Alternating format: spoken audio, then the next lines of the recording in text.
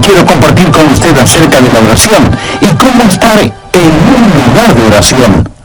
Por lo tanto, veamos Juan 15:16.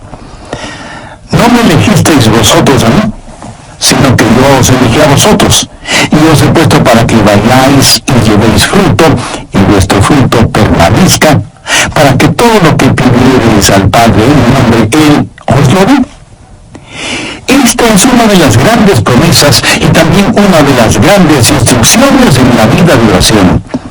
Hay dos cosas que determinan la contestación a la oración. Dos cosas que deben estar bien antes de que su oración sea contestada. Primero, usted debe orar por la cosa correcta, es decir, usted debe pedir a Dios por algo que esté de acuerdo a la voluntad de Dios. Busque 1 de Juan 5:14. Dice, y esta es la confianza que tenemos en Él, que si pedimos alguna cosa conforme a su voluntad, Él nos oye. Sería absurdo pensar que Dios pudiera contestar una oración por algo que vaya en contra de su voluntad. La oración, como lo he dicho varias veces, no es el doblar la voluntad de Dios para que vaya de acuerdo a la nuestra.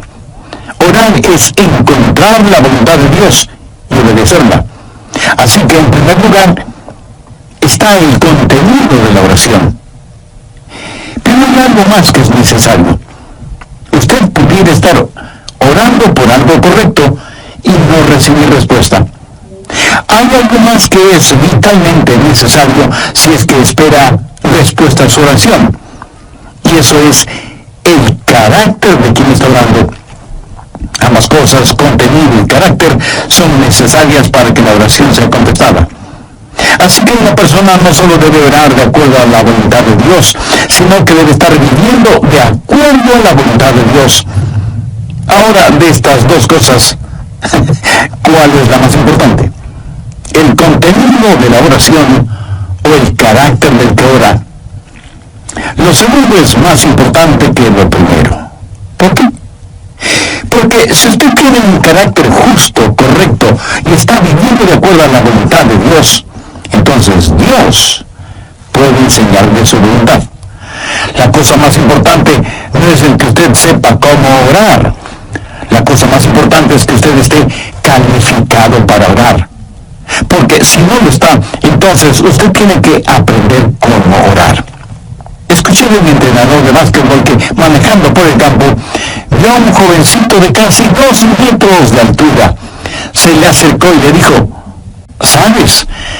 ¿Puedo darte una beca para el colegio? Me gustaría que juegues básquetbol en nuestro equipo. El joven le contestó, señor, no tengo ni idea de cómo se juega básquetbol.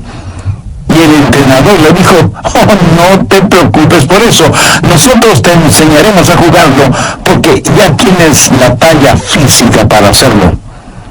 ¿Saben? Dios nos puede enseñar a orar si espiritualmente somos altos, es decir, si somos lo que debemos ser, entonces Dios puede enseñarnos su voluntad. Su vida de oración no puede ser más grande que su vida personal. La porción bíblica que estoy compartiendo con usted hoy ha sido un gran desafío para mi vida. De hecho, me ha motivado a examinar mi vida y a arrepentirme de algunas cosas. Yo quiero que mi vida sea la clase de vida en la cual Dios se complazca y diga, le voy a enseñar a Dios mi voluntad y voy a contestar sus oraciones. Usted puede orar por las cosas correctas y sin embargo su oración puede no ser contestada. Y usted no sabrá qué es la cosa correcta, aunque ore por ella, si es que no está en la voluntad de Dios, si es que no está viviendo la voluntad de Dios. Cuando Israel ganó la batalla en Jericó, muy cerca de Jericó había un pueblito insignificante llamado Ai. Después de haber conquistado la gran ciudad de Jericó, conquistar ese diminuto pueblito de Ai parecía la cosa más fácil del mundo. Sin embargo, los israelitas fueron derrotados por los habitantes de Ai. Fueron avergonzados y fueron humillados. Y Josué, con su rostro en tierra, oró a Dios y le preguntó por qué había permitido que eso sucediera, como tratando de responsabilizar a Dios por la derrota. Josué, levántate. Israel ha pecado. En otras palabras, Dios le dijo, Josué, la oración no es la cosa más importante en este momento. Lo más importante ahora es que estén bien conmigo. Verá, la oración es una especie de cortina de humo con la cual podamos ocultar nuestro pecado. La Biblia claramente lo dice en el Salmo 66:18. Si en mi corazón hubiese yo mirado la iniquidad, el Señor no me habría escuchado. Es la vida la que dura. Usted puede predicar aún sin estar bien con Dios. Y debo confesar con vergüenza, pena y arrepentimiento que algunas veces me he sido culpable de eso. Usted puede enseñar sin estar bien con Dios. Es más, usted puede testificar sin estar bien con Dios. ¿Sabe por qué? Porque todo esto lo hacemos de persona a persona. Usted no conoce mi corazón, solo me está escuchando. Y está probablemente diciendo, espero que esté en lo correcto, pastor. Creo que usted es un buen hombre. Bueno, espero que usted crea que lo soy, porque dicho sea de paso, creo que lo soy. Usted puede tener un maestro con el don de conocimiento y de expresión, y lo que enseña es bueno. Usted puede testificar, y sin embargo su corazón no estar bien con Dios. Pablo dijo en Filipenses 1:16, los unos anuncian a Cristo por contención, pensando añadir aflicción a las prisiones. Y en el verso 18 hace una profunda declaración. ¿Qué pues?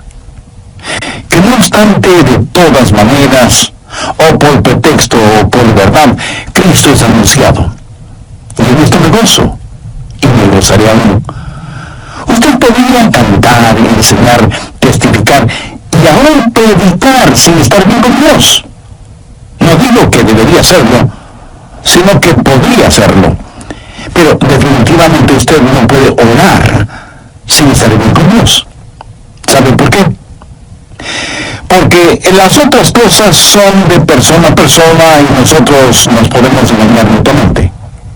Pero la oración es del hombre a Dios. Usted no puede engañar a Dios. Y francamente, esa es la razón por la que muchos no oran. No pueden engañar a Dios. Así que seguimos haciendo todas estas otras cosas, pero cuando se trata de la oración, no queremos orar porque sentimos que Dios nos conoce y nosotros, en verdad, no queremos mirar el rostro de Dios. Cuando usted se desvía espiritualmente, la primera cosa que desaparecerá de su vida será su vida de oración. Cuénteme acerca de su vida de oración y yo le diré qué clase de relación tiene con Dios. Cuando usted apostata, lo primero que dejará no será necesariamente el ganar almas, o el enseñar, o el predicar, o el cantar, o su trabajo en la iglesia, o ser miembro de algún comité, o ser anciano o diácono de su iglesia. No. Lo primero que desaparecerá de su vida será la oración. Porque su vida de oración tiene que estar bien antes de que pueda orar. Nuestra naturaleza carnal no quiere orar. Y hablo de una vida de oración, no el balbucear unas cuantas palabras religiosas. La clase de vida de oración que usted viva será la mejor evidencia de cuán espiritual es. Y lo que es usted en privado delante de Dios, eso es lo que es. Y la razón por la que muchos no oramos es porque no somos demasiado. Y como la oración es una doble avenida, Dios y el hombre y Dios, usted no puede falsificar esta relación por mucho tiempo.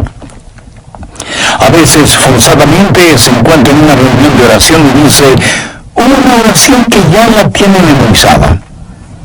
Y todos tenemos esa clase de oraciones, como para quedar bien cuando nos piden que oremos. Pero de lo que estoy hablando es de una genuina comunión con Dios.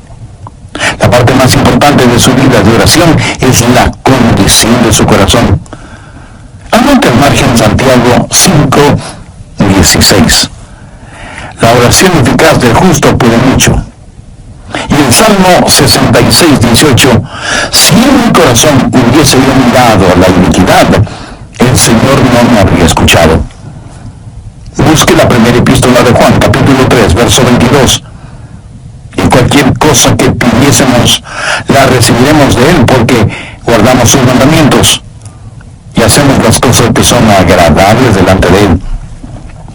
Ahora, si usted no guarda sus mandamientos y no hace lo agradable delante de Él, no espere que sus oraciones sean contestadas.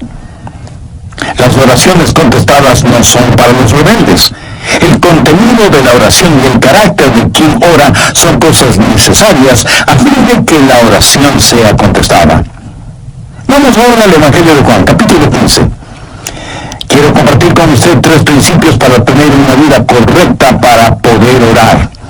Juan 15, desde el verso 1. Yo soy la vid verdadera, y mi Padre es el labrador. Todo pámpano que en mí no lleva fruto lo quitaré, y todo aquel que lleva fruto lo limpiará, para que lleve más fruto. Ya vosotros estáis limpios por la palabra que os he hablado, permaneced en mí y yo en vosotros. Como el pámpano no puede llevar fruto por sí mismo, si no permanece en la vid, así tampoco vosotros, si no permanecéis en mí. Yo soy la vid, vosotros los pámpanos. El que permanece en mí y yo en él, este lleva mucho fruto, porque separados de mí nada podéis hacer.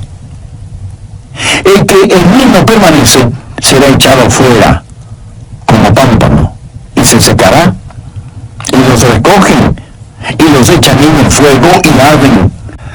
Si permanecéis en mí y mis palabras permanecen en vosotros, pedid todo lo que queréis y os será hecho. Primero, no voy a tratar de pasar de listo y le voy a decir las cosas tal como son. Usted tiene que permanecer en Cristo si quiere que sus oraciones sean contestadas. Note lo que dice el verso 7. Si permanecéis en mí y mis palabras permanecen en vosotros, pedid todo lo que queréis y os será hecho.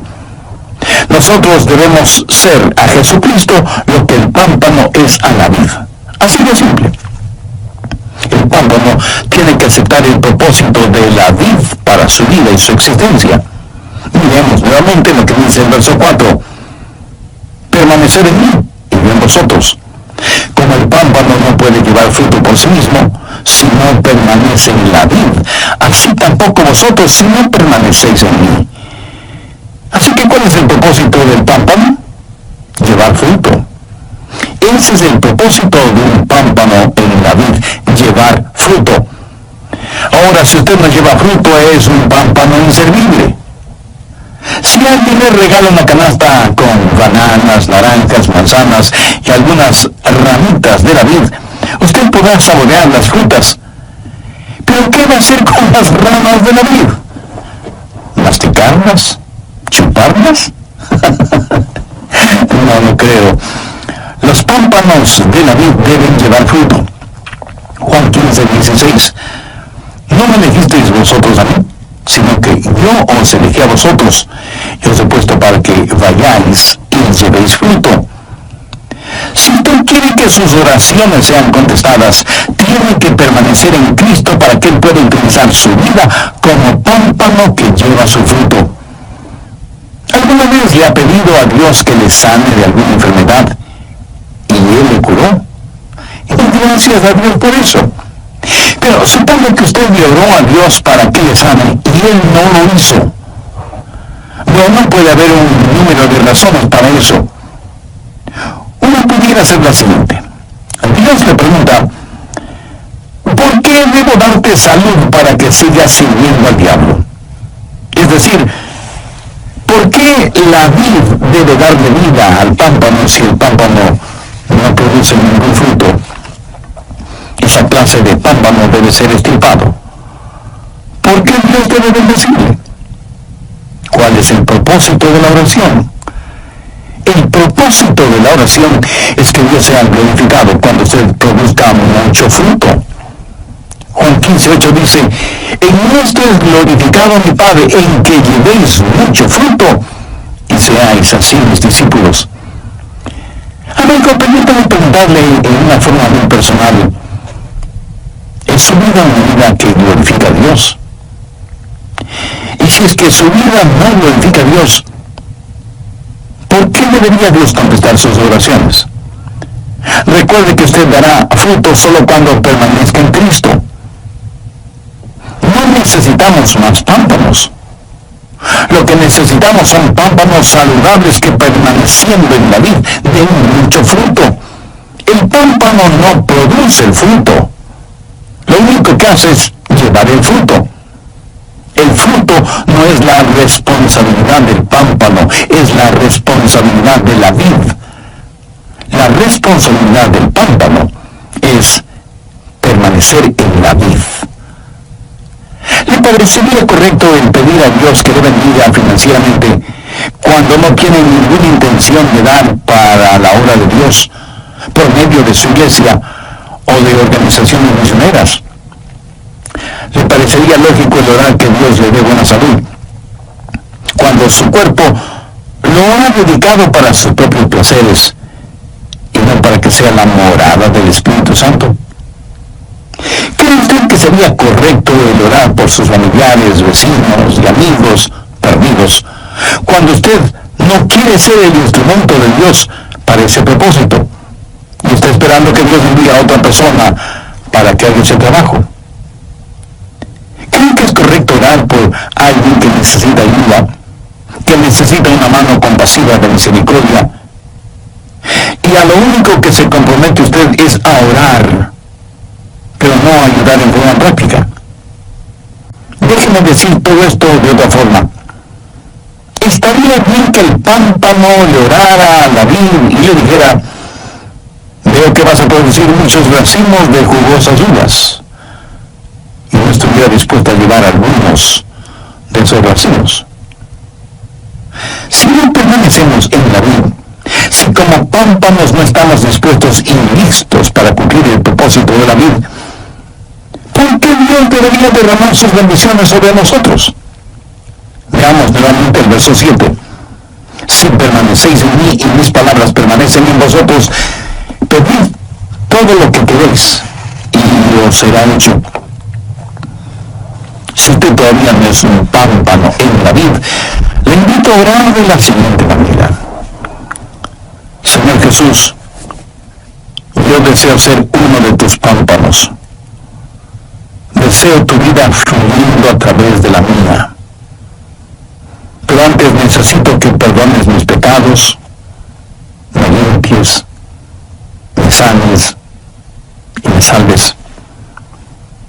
Agradezco tu sacrificio por mí en la cruz del Calvario y pido tu ayuda para llevar el fruto que tú quieres que lleve. Hazme la clase de persona que tú quieres que sea. Y ven este mismo momento a mi corazón, ven con Dios. No digo que debería hacerlo, sino que podría hacerlo, pero definitivamente usted no puede orar sin estar bien con Dios. ¿Y sabe por qué? Porque las otras cosas son de persona a persona, y nosotros nos podemos engañar mutuamente. Pero la oración es del hombre a Dios, y usted no puede engañar a Dios. Y francamente, esa es la razón por la que muchos no oran. No se puede engañar a Dios. Así que seguimos haciendo todas esas otras cosas, pero cuando se trata de la oración, no queremos orar porque sentimos que Dios nos conoce y nosotros de verdad no queremos mirar en el rostro de Dios. Cuando usted se desvía espiritualmente, la primera cosa que desaparecerá de su vida será su vida de oración. Cuénteme acerca de su vida de oración y yo le diré qué clase de relación tiene usted con Dios. Cuando usted apostata, lo primero que dejará no será necesariamente el ganar almas, o el enseñar, o el predicar, o el cantar, o su trabajo en la iglesia, o ser miembro de algún comité, o ser anciano o diácono en su iglesia. No.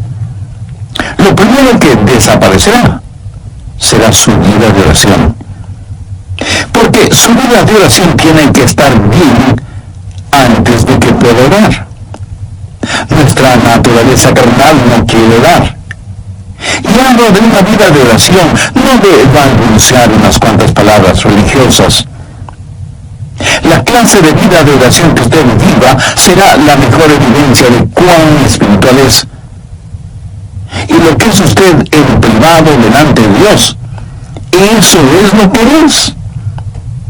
Y la razón por la que muchos no oramos es porque no somos demasiado.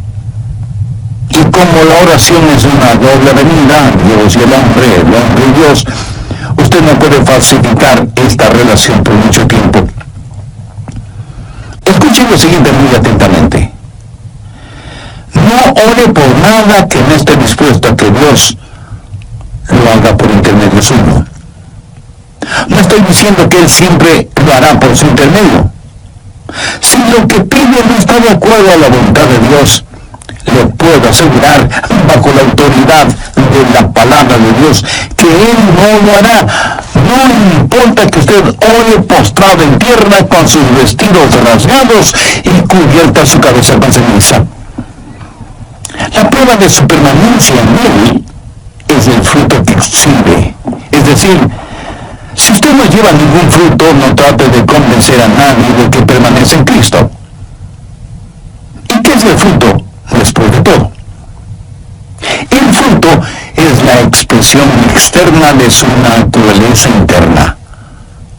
Mire los árboles frutales. A cierta distancia usted no puede decir si es un árbol de peras, o de manzanas, o de duraznos, o de cualquier otra fruta. Tal vez usted sí puede identificarlos. Yo en eso soy ignorante. Para mí todos los árboles me parecen iguales. Pero los puedo identificar de inmediato cuando veo su fruto.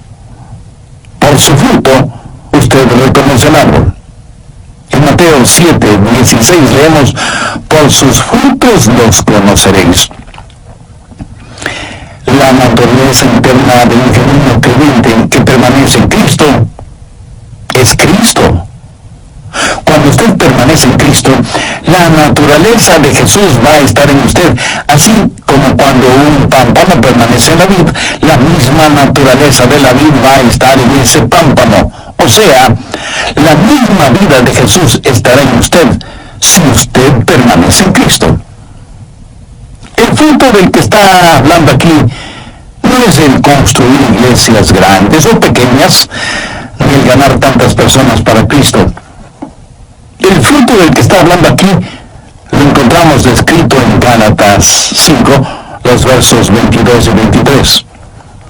Mas el fruto del Espíritu es amor, gozo, paz, paciencia, benignidad, bondad, fe, mansedumbre, templanza. Contra tales cosas no hay ley.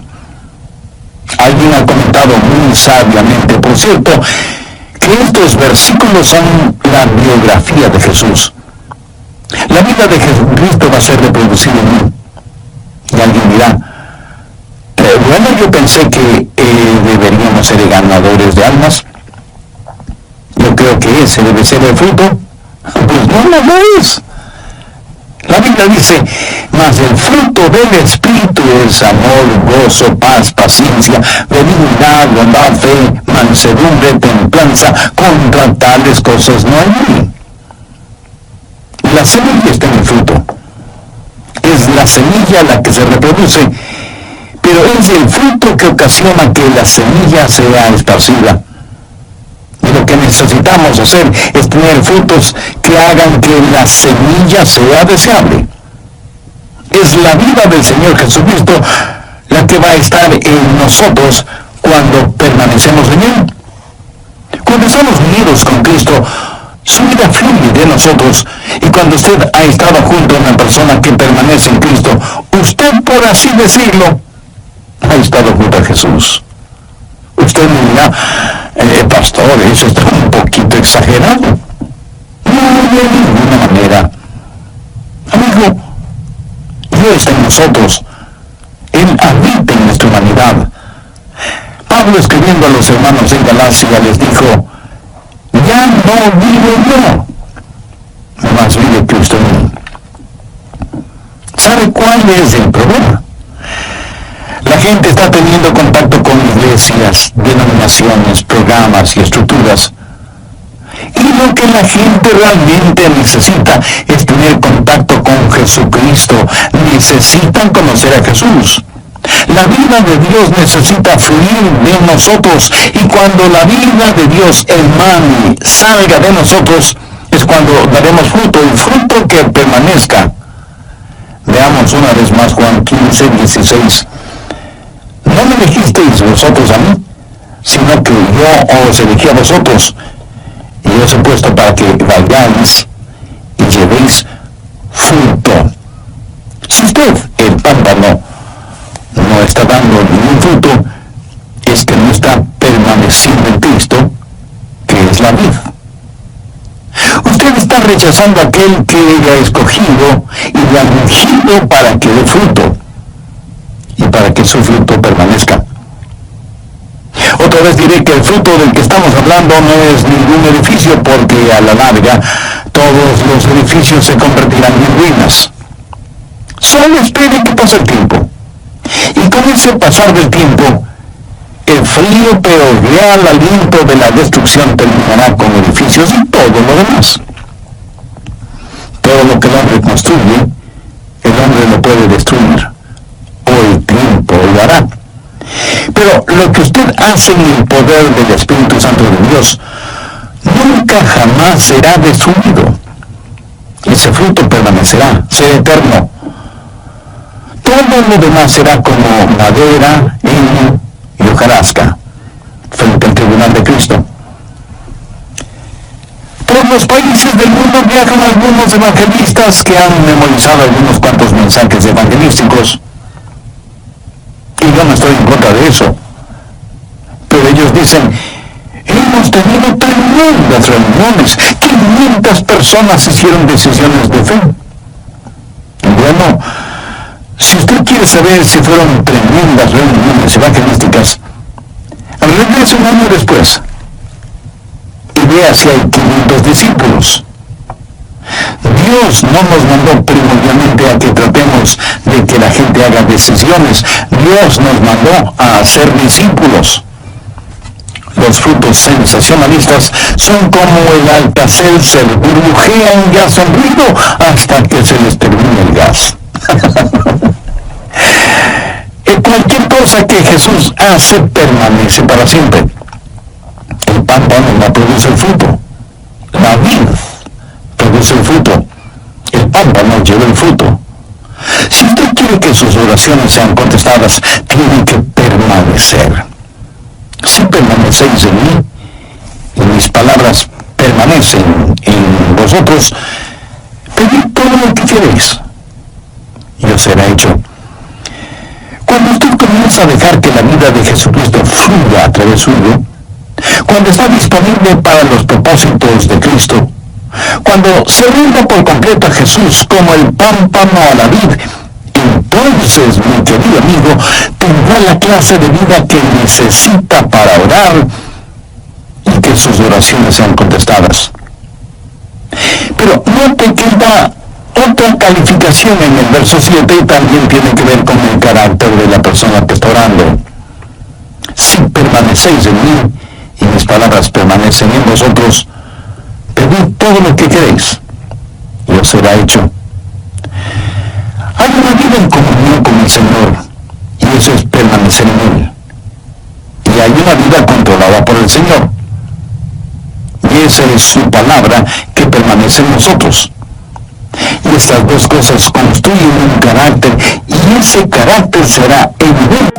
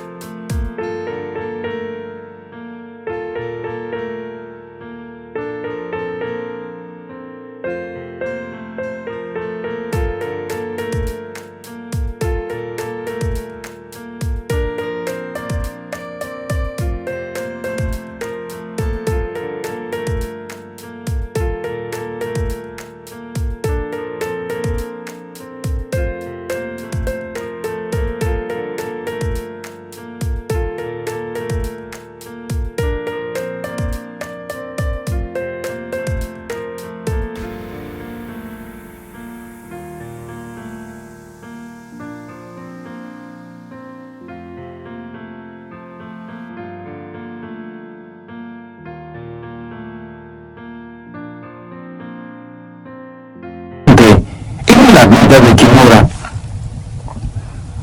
¿Qué significa que su palabra permanezca en nosotros? La palabra permanecer quiere decir vivir con, estar permanentemente en el hogar.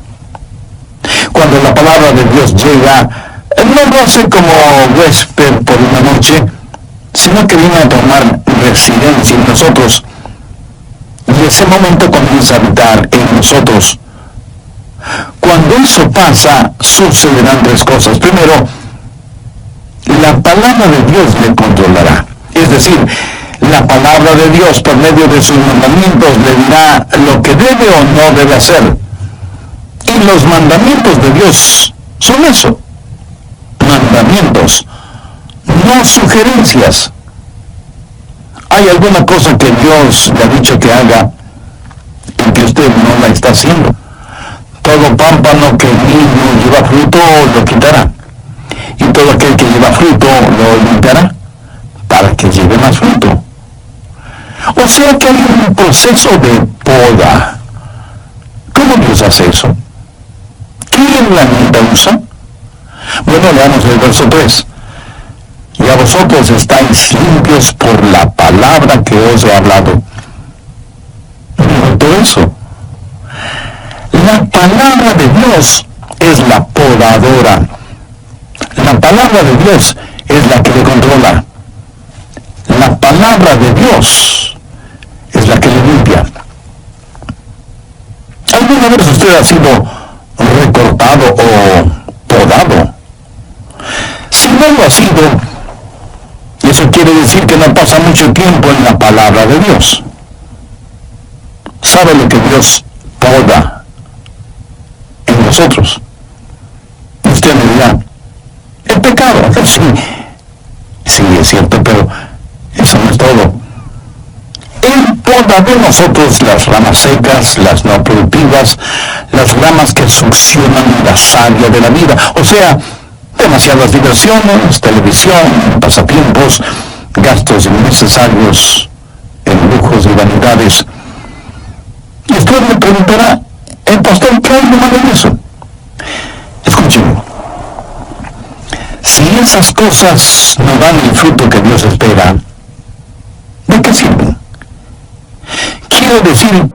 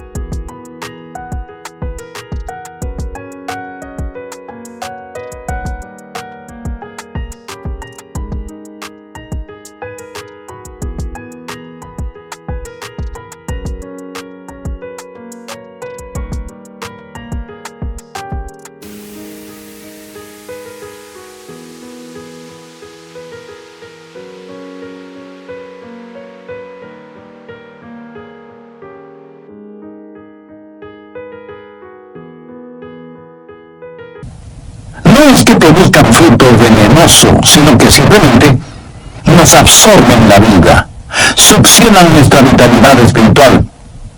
Y uno de estos días vamos a estar frente al tribunal de Cristo y entonces diremos, ¿por qué no dejé que mi vida sirviera más para Cristo?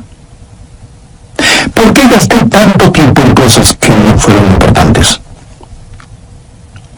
Si usted hubiera permanecido en la palabra de Dios, y la palabra de Dios hubiera permanecido en usted, la podadora de Dios hubiera hecho lo que debía hacer en usted. ¿Sabe? Usted no tiene que podarse a usted mismo, porque francamente usted no sabe cuáles son las ramitas o las hojas secas que debe recortar.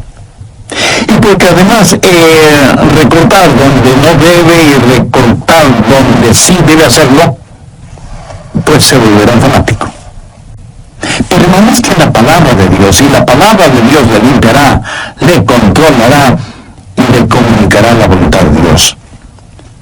Cuando usted permanece en el Señor Jesucristo y la vida de la vid comienza a fluir en usted, obedecen la palabra de Dios, y esa palabra de Dios comienza a controlarle y a limpiarle. Esa palabra de Dios se comunicará con usted. Y lo que es su voluntad y lo que es la voluntad de Dios será la misma cosa. Y entonces el contenido de su oración será el correcto. Pero recuerde, es el carácter que le ayuda a tener el contenido. ¿Sabe cuál es el mayor obstáculo para su vida de oración? Usted. Yo quiero que la gente sea bendecida con el fruto de mi vida. Y yo creo que usted desea lo mismo. Yo quiero que mis hermanos en la fe, mis hijos, mis nietos, mis amigos puedan saborear el fruto de una vida que permanece en Cristo. Y permítame decirle algo personal. He sido desafiado por la palabra de Dios ahora mismo. No estoy aquí como el paradigma de alguien que ya lo ha solucionado todo. Tal vez en algunas cosas soy el más necesitado de los seres humanos, porque de alguna manera conozco un poco más de lo que muchos conocen. En Lucas 12:48 leemos: porque a todo aquel a quien se le haya dado mucho, mucho se le demandará. Ahora piense, hay algo tan valioso en la vida que no vale la pena que nuestras oraciones sean contestadas. El solo pensar de esa manera es una irreverencia. Debemos pedir a Dios que nos ayude a permanecer en Él, a rendirnos completamente a Él para cumplir sus propósitos. Un pámpano existe con un solo propósito: el estar en la vid. Un pámpano